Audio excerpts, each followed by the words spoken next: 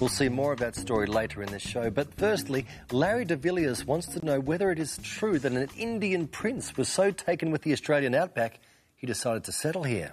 Over to Grant Stone for this one.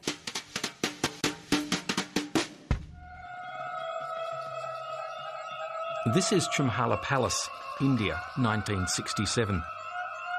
This man is descended on his father's side from the first caliph of Islam and on his mother's from Muhammad himself. Mukarram Jah is being crowned the 8th Nizam of Hyderabad.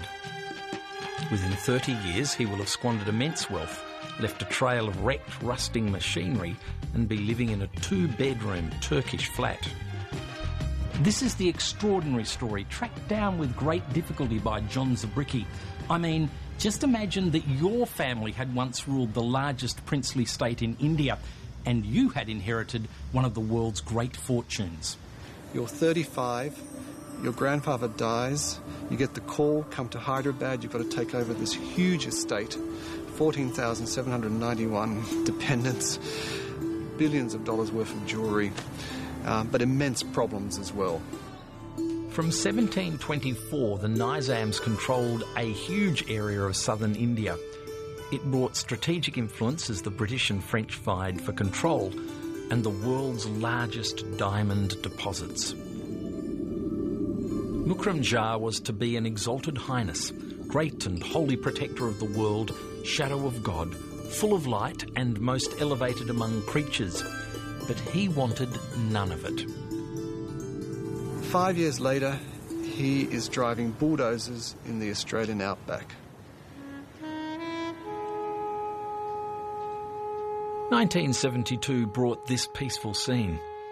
Taking a break from ruthless relatives, tax wrangles and incompetent administrators, he looked up an old Cambridge friend living in WA. Mukarram Jah, standing on the back of the ute, takes one look at the vast empty spaces and says, I love this place. There's not a bloody Indian in sight. A friend of his found him in a 500,000-acre sheep station about 600 kilometres north of Perth. He said, right, I'll buy it, which he did. The landscape reminded him of the Indian Deccan and hunting tiger with his grandfather. But unlike his grandfather, machines, not money, were his passion. For him, it was a place where he could play with his toys, and these toys included the largest bulldozer that money could buy, amphibious tanks, some armoured personnel carriers. He would just hop on his dozer with a six-pack of Tab Diet Cola and a bar of chocolate and a slab of cheese, which was pretty much what his diet consisted of. The Princess Ezra was less impressed with all the first names, flies and opening gates oneself. He gave her 10 days and she left on the 9th, basically. It was beneath her dignity to see the 8th Nizam of Hyderabad being called mate and Jah by the staff on the station. Jah then married Helen Simmons, who died of AIDS after a relationship with another man. Press pounced on the story.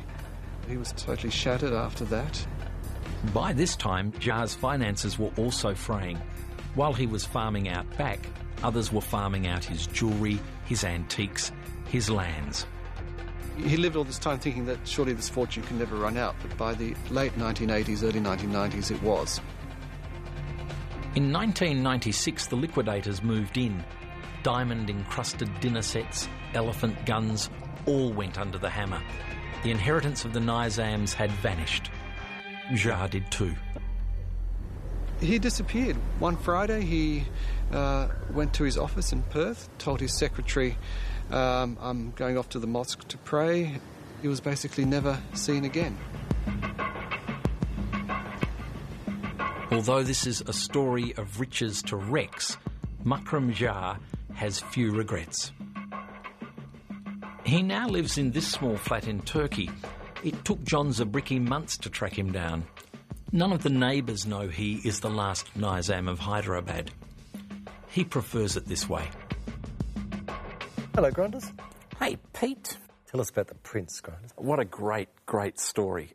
In fact, it got intertwined with my life. My mother-in-law, when she was alive, provided nursing services and nursed herself, Helen, as she was dying. So that story I felt particularly close to. But the wealth that the man had is truly unbelievable. Did he sling you any cash at all, Grant? No, none. Nothing at all? Nothing. He wasn't a generous man, was he?